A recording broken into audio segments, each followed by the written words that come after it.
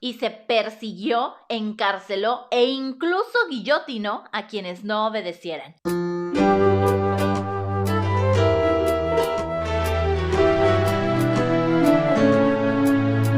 Hola, bienvenidos a esto que me gusta llamar Contando Cantos, donde platicamos de cosas relacionadas al canto.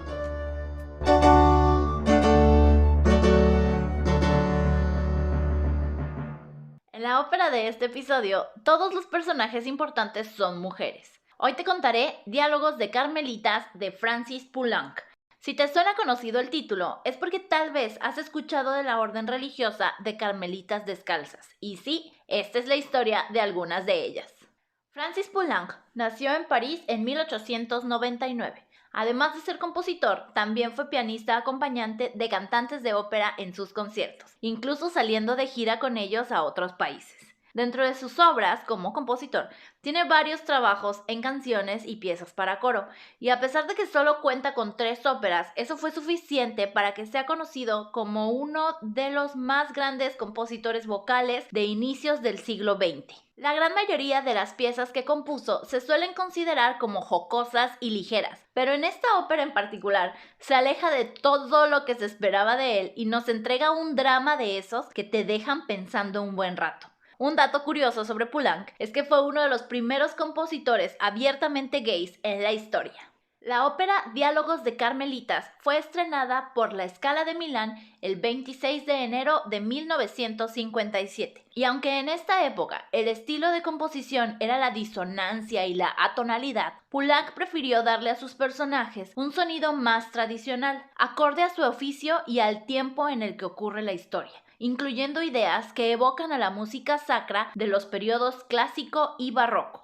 El libreto está basado en la obra de teatro del mismo nombre de Georges Bernanos, la cual, a su vez, está basada en la novela La última del patíbulo de Gertrude von Le Fort, quien se inspiró en los hechos que ocurrieron durante la Revolución Francesa en Compiègne entre 1789 y 1792.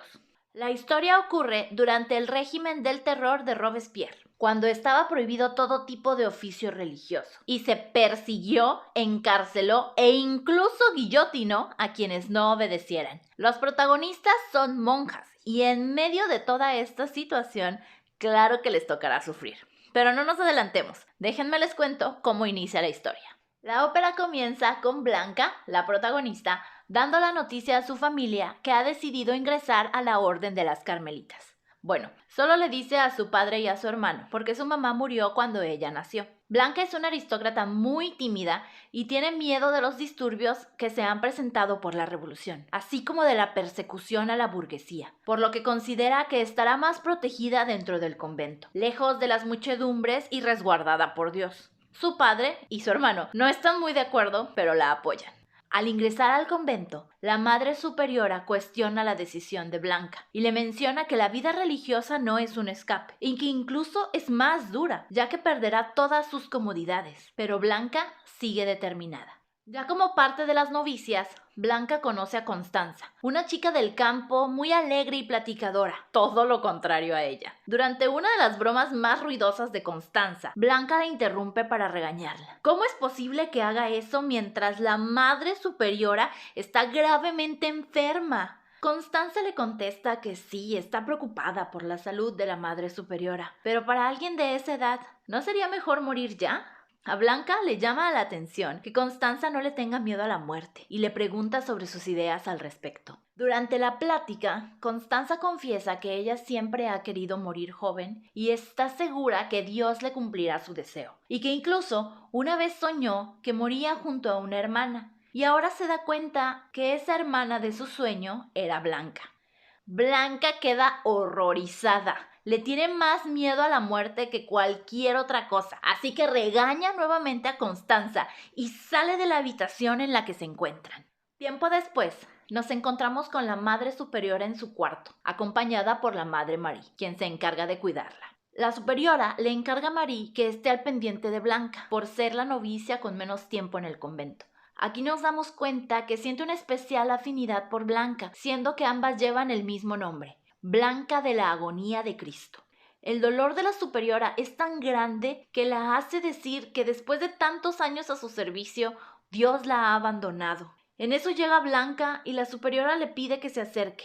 Le dice algo al oído que no alcanzamos a escuchar. Y es entonces cuando la superiora muere, renegando de Dios y de la vida en medio de un sufrimiento terrible. Ya en el funeral, durante la noche, Blanca y Constanza velan a la Madre Superiora rezando en la capilla. Al escuchar las campanas que anuncian el cambio de hora, Constanza se levanta para ir en busca de sus relevos, dejando sola a Blanca en medio de la oscuridad, acompañada únicamente por la luz proveniente de los cirios que rodean el cuerpo de la Madre Superiora. Blanca, temerosa por haberse quedado sola, trata de salir, pero al acercarse a la puerta se encuentra con la Madre María, quien la regaña por abandonar el cuerpo de la difunta. Blanca entonces quiere regresar, pero María le contesta: una tarea incumplida es una tarea incumplida, y la manda a su cuarto. Posteriormente, en el jardín del convento, mientras Blanca y Constanza recogen flores para la cruz de la tumba, platican sobre la forma en que murió la Madre Superiora. Constanza piensa que esa manera de morir no fue digna de ella, que parecía ser la muerte de alguien más, ya que se fue temerosa, sufriendo y proclamando que Dios la había abandonado. Como un hábito que no te queda bien y te aprieta, le pertenece a alguien más. A quien le perteneciera esta forma de morir, ahora recibirá la muerte con serenidad y se irá a sus anchas, muy tranquila, incluso sin haberlo esperado. Después de elegir a una nueva Madre Superiora, llega el hermano de Blanca para despedirse, ya que se va del país. Él le dice que su padre considera que ella no está segura en el convento, que las cosas están empeorando y deben huir lo más pronto posible. Ella se niega, declara que ahora es feliz y libre en el convento. Al no lograr convencerla, se va, dejando a Blanca triste y confundida. Aborrece que la sigan tratando como a una niña y además siente que ha pecado de orgullo. Días después, vemos cómo el capellán del convento se despide de las religiosas. Les dice que debido a la situación del país, deberá dejar su hábito, esconderse y que esta ha sido su última misa. Las carmelitas se han quedado solas y las vemos reflexionar sobre la situación. Constanza se pregunta cómo es posible que se persiga a los sacerdotes en un país católico. La Madre Superiora comenta que en esos tiempos, cuando escasean los sacerdotes, abundan los mártires. La Madre María interpreta estas palabras como una forma de incitarlas al martirio, ofreciendo sus vidas y así proteger a los sacerdotes. Pero la Superiora le aclara que no son ellas quienes decidirán si serán mártires o no. Aún procesando lo sucedido, escuchan que llaman a la puerta. Es el capellán. No ha podido alejarse porque hay una patrulla y una multitud que se dirigen al convento. Las carmelitas le piden que se resguarde con ellas, pero el capellán no quiere ponerlas en peligro. Les recuerda que en cuanto pueda regresará a verlas. Las bendice y en la primera oportunidad se retira nuevamente. Vuelven a llamar a la puerta. Ahora son unos comisarios. Vienen a notificarles del decreto de desalojo de propiedades religiosas. La Madre María les reclama: si quieren que nos quitemos los hábitos, primero tendrán que conseguirnos ropa nueva, porque nosotras no tenemos nada. El comisario, en tono burlón, le dice a María: parece que tiene mucha prisa por abandonar la religión. A lo que ella le responde: el uniforme no hace al soldado. Con cualquier ropa seguiré siendo servidora de Dios. La forma de responder de Marie era considerada como una falta de respeto a la autoridad y le pudo haber costado caro, pero el comisario fue sacristán en otra capilla y en señal de buena voluntad se retiró con los demás comisarios y dispersaron a la multitud, aunque sin duda regresarán después. Ahora las carmelitas reciben la noticia que la nueva superiora debe presentarse en París. No saben qué hacer, se sienten desprotegidas, especialmente Blanca, pero al mismo tiempo tratan de mantenerse fuertes y con ánimo para afrontar lo que les espera. Tras varios sucesos, la capilla ya no es la misma. Se ve descuidada y seguramente ha sido saqueada. Sin embargo, hay una reunión de las carmelitas, con el capellán presente. Él está todo sucio y con la ropa rota. La Madre Superiora no ha regresado de París. Marie toma la palabra y propone a sus compañeras ofrecer sus vidas a Dios, hacer un voto de martirio, pero todas deben estar de acuerdo. Si una no quiere, no se hace. Eligen hacer una votación en secreto, donde sea el capellán quien sepa la postura de cada una por medio de la confesión. Al terminar de escuchar las confesiones, el capellán anuncia que una de las carmelitas se opone a la propuesta. De inmediato, las miradas giran en torno a Blanca. Están seguras que ella es la que se opuso, pues ha estado completamente ausente durante todo el proceso. Entonces, Sor Matilde empieza a lanzar una indirecta, cuando, para sorpresa de todas, Constanza la interrumpe y dice que es ella quien ha votado en contra, y vemos cómo Blanca empieza a llorar en ese momento. Constanza se muestra arrepentida y ahora desea cambiar su voto para unirse a la voluntad de sus hermanas. Ante el acuerdo de todas, el capellán procede a tomar sus votos. Las primeras en tomarlos son Constanza y Blanca, por ser las más jóvenes de las carmelitas. Y mientras las demás se organizan para ver el orden en el que pasarán a hacer sus juramentos, Blanca desaparece. Posteriormente, vemos a las carmelitas afuera del convento, ya con la Madre Superiora, pero sin Blanca. Han sido obligadas a renunciar a sus hábitos. Ahora visten como civiles y se les prohíbe reunirse entre ellas o con sacerdotes. Pasa el tiempo y la Madre María va a buscar a Blanca a la casa de su padre. Cuando la encuentra, Blanca llora por el miedo que tiene. Le cuenta que su padre ha sido guillotinado, que ella ahora debe servir a quienes antes eran sus sirvientes y que justo ayer la golpearon.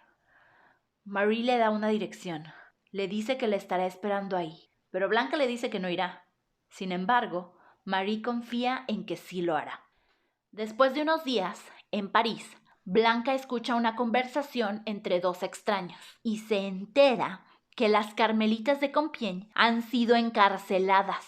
Al ver su reacción, le preguntan si alguna es su familiar, pero ella pretende que no las conoce y sigue con sus actividades.